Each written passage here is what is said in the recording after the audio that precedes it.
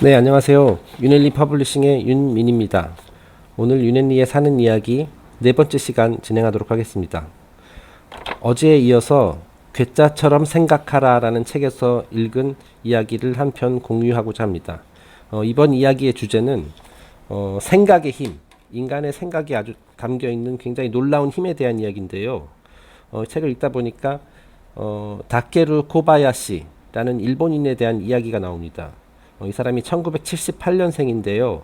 2000년 당시에 이제 그러니까 20대 초반이죠. 뭐 22살, 23살. 그 당시에 이제 여자친구가 동거를 하고 있었는데 굉장히 가난했었다고 해요.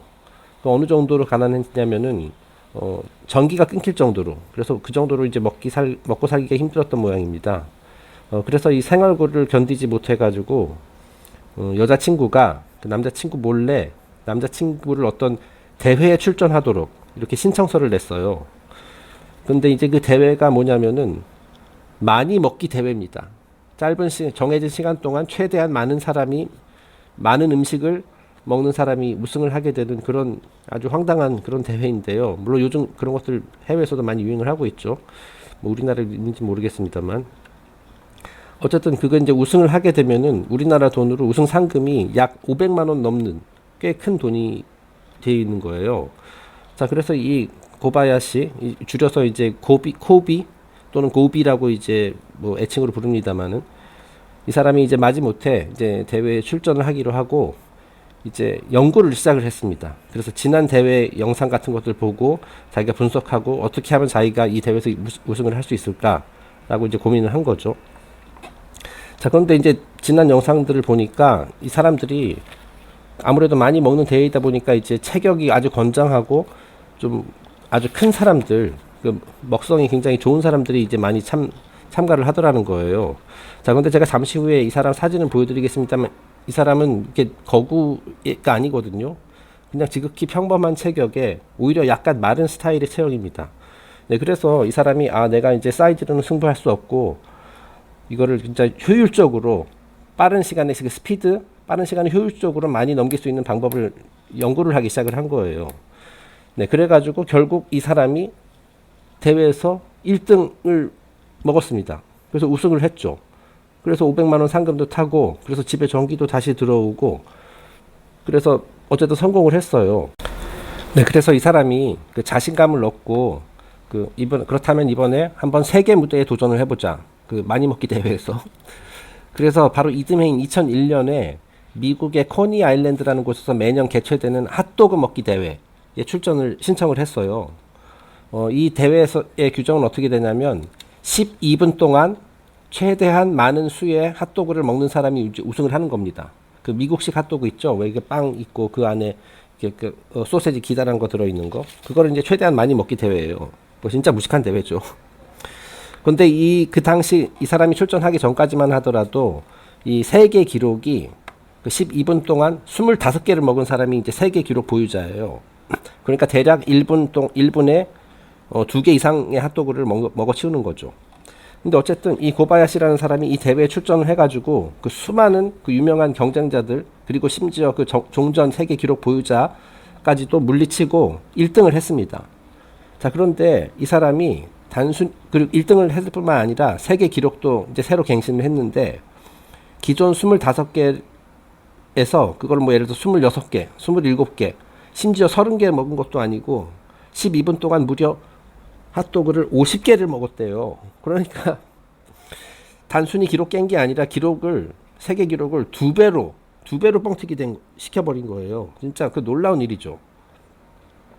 그래가지고 이 괴짜처럼 생각하라 이 저자 2명이 이 사람을 인터뷰를 한 적이 있대요. 도대체 당신의 비결이 무엇이냐? 어떻게 별로 이렇게 체격도 크지 않고 이렇게 많이 먹을 것 같이 보이지도 않는데 어떻게 그런 무시무시한 기록을 세울 수 있었느냐?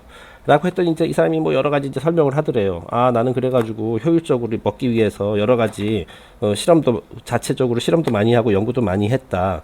예를 들어서 이제 빵을 좀 더 쉽게 먹기 위해서 이제 뭐 물에 좀 타서 적셔가지고 먹는 방법도 하고 소세지를 어떻게 씹는 것이 가장 효율적이냐 이런저런 연구를 다 해가지고 최대한 빨리 먹을 수 있는 그런 방법을 내가 나름대로 개발했다. 뭐 그런 일반적인 얘기를 하더랍니다. 그러고 나서 계속 얘기를 하다 보니까 그 대회 출전에 앞서서 그 기록을 깨겠다는 생각은 없었대요. 그러니까 내가 이제 25개 이상을 먹겠다 이런 생각은 전혀 안 했다는 거죠. 그냥 단순히 최대한 많이 먹겠다. 네, 그런 생각만 가지고 이제 경기에 임했다는 거예요. 그래서 하다 보니까 결국 50개를 먹는 아주 황당한 그런 결과가 이제 벌어진 거죠.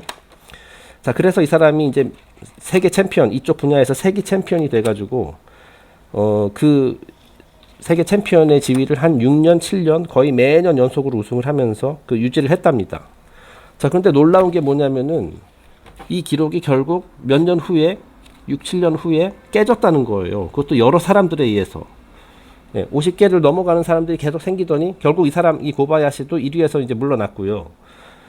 나중에는 이 경기가 이제 12분에서 이제 10분으로 단축됐는데 그 어떤 사람이 10분에 무려 69개를 먹었다는 겁니다. 네, 그러니까 이 사람이 신기록이 몇 년 안 가서 또 깨지게 된 거예요. 자, 그러니까 이게 왜 놀라운 일이냐면은 이 사람이 50개를 먹기 전까지는 그거는 이제 많은 사람들이 그건 말도 안 되는 일이다. 그건 불가능하다. 인간으로서 도저히 할 수 없는 일이다라고 생각을 했는데 이 사람이 이제 50개를 먹었잖아요. 그죠? 세계가 지켜보는 가운데서 앞에서 그랬더니 이건 50개 이거 가능한 거구나. 그렇다면 60개도 가능하겠다. 그 이상도 가능하겠다라는 사람들의 마인드셋이 바뀐 거예요. 그래가지고 여러 사람들이 그 기록을 이제 조금씩 깨기 시작하는 거죠. 이게 바로 이제 말하자면 이제 생각의 힘이라고 저는 생각을 하거든요. 그 이전까지는 뭐 25개, 그러니까 기록이었던 당시만 하더라도 이거 30개도 불가능해, 40개도 힘들 거야, 뭐 이렇게 생각을 했는데 누군가 그냥 50이라는 걸 해버리니까 그 다음에 60도 나오고 이러는 거죠. 이와 비슷한 사례로 그런 게 있습니다. 그 100m 달리기 육상 있죠? 그게 요즘 기록 보유자가 아마 우사인 볼트인가 그렇죠. 뭐 9점 몇 초, 뭐 9.4 얼마, 9.5 얼마 초의 그런 세계 기록을 가지고 있는 것으로 알고 있는데 이게 몇천 년 동안 이 10초라는 장벽이 깨지질 않았어요. 뭐 그렇겠죠. 그러다가 20세기 제가 정확한 연도는 기억 안 납니다만 언젠간 어느 순간에 누군가가 그 10초의 장벽을 깼어요. 전까지만 하더라도 그거는 인간 불가능하다라고 여겼었던 일인데 근데 그 기록이 놀라운 게 뭐냐면은 그 기록이 이 핫도그 사례와 마찬가지로 오래 유지되지 않았다는 겁니다. 10초라는 장벽이 깨지니까 저거 인간으로서 가능한 거구나. 그래서 다른 육상 선수들이 너도 나도 그 기록을 조금씩 앞서가기 시작하는 거예요. 그래가지고 지금 우사인 볼트까지 온 거거든요. 네, 그러니까 몇천 년 동안 깨지지 않았던 기록이 한 번 깨지니까 그 다음부터는 너도 나도 이렇게 조금씩 그 10초의 장벽을 넘어서더라는 겁니다. 네, 굉장히 놀랍죠. 제가 이 글을 읽고 나서 어떤 예전에 들었던 이야기가 생각이 났는데 야구에서도 이와 비슷한 일이 있었습니다. 토미 라소다 감독이라고 아시는 분들 많을 거예요. 미국 메이저리그 야구의 아주 전설적인 감독인데요. 감독으로서 이제 명예의 전당도 받고, 우리나라 팬들에게는 이 사람이 박찬호 선수를 발굴하고 키운 그런 감독으로도 유명하죠. 예, 이 사람이 이제 LA 다저스의 감독을 하는 동안 그 우승을 아마 2번인가 했을 겁니다. 1981년하고 88년 월드 시리즈 우승을 한 거죠. 자, 그런데 아마 그게 88년도에 얘기했었던 것 같은데 그 당시 다저스 팀이 이제 시즌 중간에 굉장히 많이 헤매고 있었대요. 그래서 7연패를 당하고 있는 그런 중이었거든요. 그래서 이제 선수들이 자신감도 떨어지고 슬럼프에 빠지고 막 그런 상황이어가지고 라소다 감독이 하루는 그 선수들을 다 불러 모아가지고 그 7연패 하고 있던 상황에서 이런 당장 일장 연설을 했답니다. 그러면서 이렇게 얘기를 했대요. 얼마 전에 그 야구 스포츠 기자들이 어떤 투표를 했는데 설문조사를 했는데 메이저리그 역사상 최고의 팀이 무엇이냐, 어떤 팀이었느냐라는 그런 설문조사를 했대요. 자, 그랬는데 그 1위로 나온 게 뭐냐면 1927년도의 양키즈였다. 1927년도 양키즈가 메이저리그 역사상 최고의 팀이다라는 그런 설문조사 결과가 나왔답니다. 예, 1927년이면은 그 당시 이제 뭐 여러분 잘 아시는 베이브 루스라든지 루 게릭 병으로 유명한 루 게릭 선수가 이제 최고 전성기를 누리던 그런 시절이죠. 굉장히 무서운 팀이었습니다. 자, 그래서 이제 라소다 감독이 이제 그 설문조사 결과를 언급하면서 이런 얘기를 하는 거예요.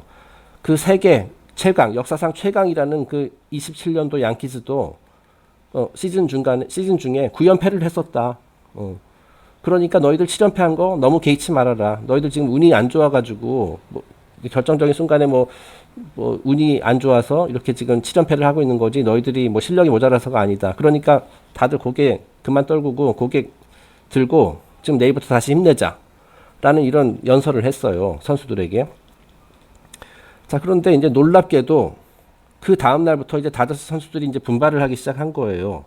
그래서 10연승을 달리게 됐답니다. 예. 7연패를 하다가 10연승을 하면서 1위를 탈환하고 결국 그 해 포스트 시즌 진출해서 월드 시리즈 우승까지 했어요. 예. 그러니까 이제 그 감독의 그 한마디가 굉장히 힘이 컸었던 거죠.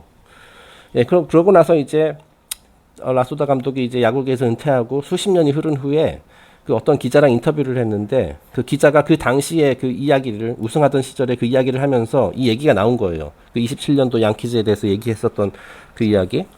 그래서 이제 기자가 라소다 감독에게 이렇게 물어봅니다. 아니 그런데 진짜 27년 양키즈가 9연패를 한 적이 있었나요? 그 굉장히 강한 팀으로 알고 있는데. 그랬더니 라소다 감독이 이러더래요. 이 사람아 내가 그걸 어떻게 알아? 그거 옛날 얘기. 내가 그 27년에 태어났는데 내가 그걸 어떻게 알겠나? 그냥 지어낸 얘기지. 예, 그랬다는 겁니다. 그러니까 말하자면 선수들에게 약간 선의의 거짓말을 한 거죠. 예, 뭐 거짓말이 그 당시에는 지어낸 얘기를 한 거죠. 본인도 아마 이게 거짓말이 진짜인지 몰랐을 겁니다. 어쨌든 지어낸 얘기. 자, 그런데 어쨌든 선수들이 딱 그 말을 듣고 나서 일종의 마인드 컨트롤이라고 할 수 있는데 그런 말을 감독의 그런 얘기를 듣고 나서 자신감을 얻어가지고 결국 우승까지 했다라는 거예요. 예. 어쨌든 결과는 우승이었습니다.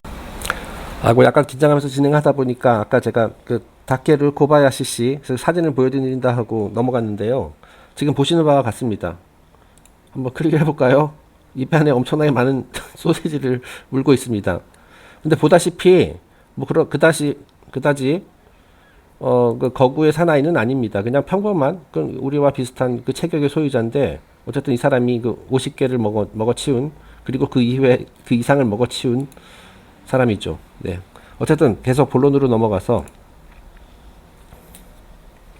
네, 방금 그 토미 라소다 다저스 이야기까지 했죠. 이처럼 생각의 힘이 강하다라는 걸 제가 말씀드리고자 하는 것이고요. 다음 슬라이드를 보시면은 트레이 건이라는 뮤지션이 있습니다. 이거 제가 개인적으로 좋아하는 그 킹 크림슨이라는 밴드의 베이시스트인데요.